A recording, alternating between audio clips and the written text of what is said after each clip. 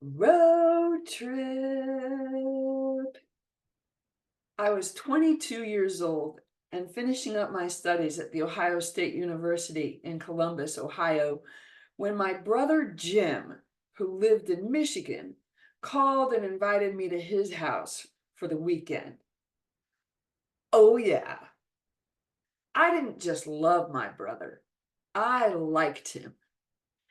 He was always good for interesting conversation and free beer or two. So a weekend with him sounded like a great idea. As soon as Friday morning classes were over, I threw my bag for the weekend in the back seat of my beloved 1972 Ford Granada named Melba. Boats have crossed the Atlantic Ocean smaller than this car. She was two-toned, maroon and rust, and I loved her. It was late May and unseasonably warm. Melba's air conditioner had deceased many years prior, so I started the drive with the windows down, my hand outside playing airplane as the air rushed by. And because my parents lived exactly halfway between Columbus and my brother's place in Michigan, I decided to swing into their house, just to say hello and potentially bum some gas money. And when I arrived after the initial greetings, Mom asked, "What you doing this weekend?" "I am headed up to Jim's house." "Hmm, take Jens with you." Now, Jens was the 17-year-old Danish foreign exchange student that my parents had been hosting in their home for the past 9 months. They had had 12 exchange students over the years and had said that Jens would be their last. So I wanted to like this guy, but I just couldn't. He had this, no, snooty kind of Scandinavian thing going on, and well, we just didn't click. No, Mom, I'm not taking him. Take Jens with you. And I saw the potential of a weekend alone with my dad flash through her brain. No, Mom, I'm not going to take him. This is my weekend with Jim. Take Jens with you, or no gas money. Put it like that. All right, bud, grab a bag and get in the car. My nickname for Jens was Bud. I called him that mostly because I knew he hated it. So Jens and I left my parents' house, gas money in my pocket, and we made our way the remaining 2-hour drive to Michigan. And that first hour in the drive, we rode in absolute silence. Not even the radio on. Melba's radio had also deceased. And then we were going on the freeway over the bridge over the Maumee River in Toledo at rush hour on this Friday, warm May night when the vehicle in front of me dropped its muffler onto the road. There was nowhere to maneuver my boat of a car, and ba-dunk, ba-dunk, I ran over that muffler.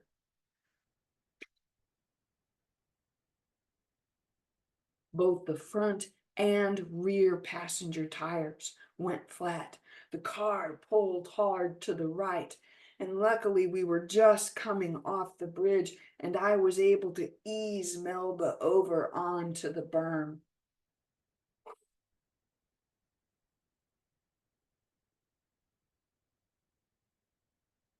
What do we do now? Well, bud, we go find a payphone. This was 1987, long before cell phones. So Jens and I got out of the car, locked Melba's doors, and started the search through the riverside neighborhoods for a payphone. And when we found one, I made a collect call to my dad and explained the situation to him. Yes, I had a spare tire in the trunk and I knew how to change a flat, but I had two flats and only one spare. Well, you two kids stick together. You stay with Jens and you guys go back to the car and wait. And your mom and I, we're going to find a tire. It's going to be tough. It's going to take a while, but we're going to be there. Just hang tight and we'll get there eventually. Hung up, and Jens and I made the hike back to the car. Now, even though it was evening, it was hot. So I popped the lid of Melba's trunk, and because of her enormous size, it was practically like sitting on a porch. We sat inside the trunk, our legs dangling over the edge, Melba's trunk lid above us like a porch roof. Jens and me and the heavy silence that sat between us, until finally he broke it. You don't like me very much, do you? No, Jens, I don't. Why? I think you're arrogant. What does arrogant mean? It means that you think you're smarter than everyone else and you treat people like you're better than they are. Oh, you mean like you treat me?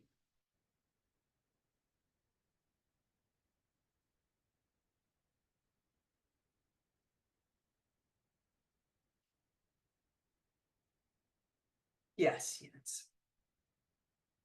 I can see how you would get there. Yeah, I'm sorry for that.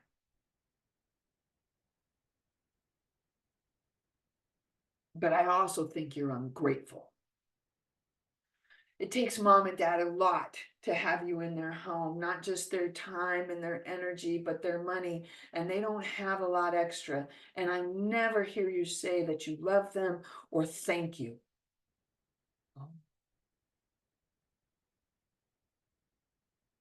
I can see that. Yes, I am sorry. I do love them. And I don't really like you either. That's understandable. But I love you like a sister. Yes, sister.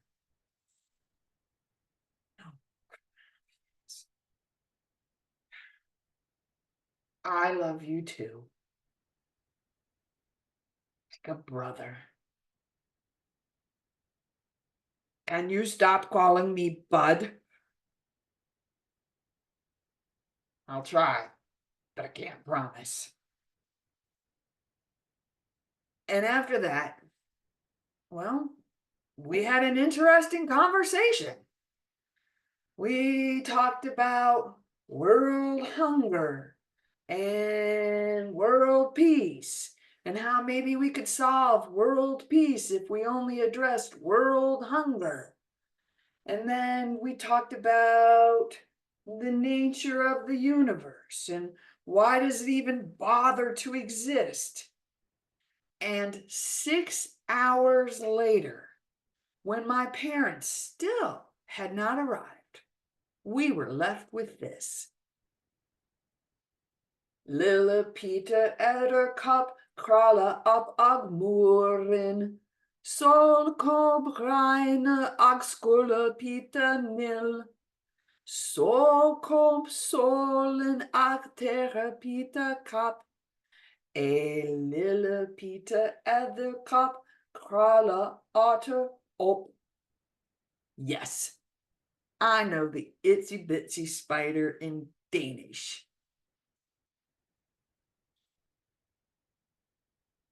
I still called Jens Bud on occasion.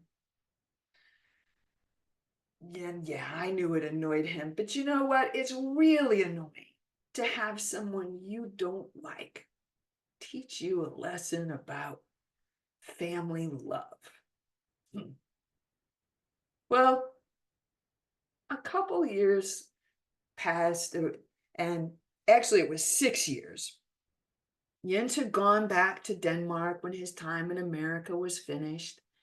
And by this time, I had found a fella that I was gonna marry. And so I thought, how is the most efficient way to inform all 12 exchange students that I was getting married? I'll just send them an invitation to the wedding. I didn't expect any of them to come, but I thought it was a good way to let them know what was happening. In about 2.5 weeks after I mailed those invitations out, I got a phone call from Jens. I will be there. And he was. He came a few days before the wedding and helped with all the preparations. He made a toast at the rehearsal dinner. He stood side by side with my brother Jim at the wedding and served as an usher at the church. He danced with me at the reception. And while we were dancing, I just had to ask, Jens, I thought you didn't like me. No, not much. Then why did you come all this way for my wedding? Because I love you. You're my sister. That's what family does. They show up. He'd done it again. Taught me how to be a better sister, a better daughter, better family member, and show up. A couple years after that, well, it was 2 weeks before Christmas. And the exchange student company called me. There was a 17-year-old Danish boy named Mikkel who lived in the next town over with a host family. And the company assured me, oh, it's a good family, it's a good student, but it's not a good match. And the family wants him out before the holidays. Can he come stay with you? Absolutely. Of course he can. You bring that boy right over. They did. And I knew that Mikkel was going to have a problem. Not just being away from home at the holidays, but being in our home at the holidays. I am part of a large, extensive family who considers Christmas an impromptu family reunion. And I knew that this poor Danish boy was about to be bombarded with tens of people he didn't know. So I had the idea, and I called him to the kitchen table and sat him down with the photo album from my wedding. I thought, if I show him all the pictures of the people in my family, well, then when he's there with everybody, at least he'll already have seen all the faces and learned the names once, and it'll be review instead of being brand new. So I started through the wedding album, of course. This is me and my husband, yes. Turn the page. These are my parents. And you can call them Grandma and Grandpa or Jim and Judy, whichever. Turn the page, there was my brother Jim, my brother Jim. Turn the next page, and there was a picture of Jens. And Mikkel had a moment. Who's that guy? Oh, that's my Danish brother Jens.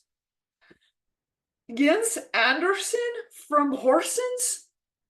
Yeah. Do you know him? What, that mean you're the sister he didn't like. The car and tires and Lille Peter the cup. Yeah. Crawler Longsund up. Yeah. What? This guy is the reason I want to be an exchange student. He came to my school, he gave a talk, he told about the love of his American family and his sister, and how even though he didn't like her, he loved her. And I thought, yes, it's good to be an exchange student to learn English, but to learn love like that in a family, that's better still. So I came. Well, you came all right, Mikkel. You came to exactly that family. Welcome home, son. And Mikkel stayed with us for the remaining 6 months of his time in America. When he went back to Denmark, he also volunteered for the exchange student company and sent me a picture of his arm around my Danish brother, my Danish son, my Danish brother. And the picture caption read, "Me and Uncle Jens." A couple years after that, Jens came to our house for an afternoon visit. He was there with his wife and his 2 small children. They had stopped in as part of their vacation, a quintessential road trip across America.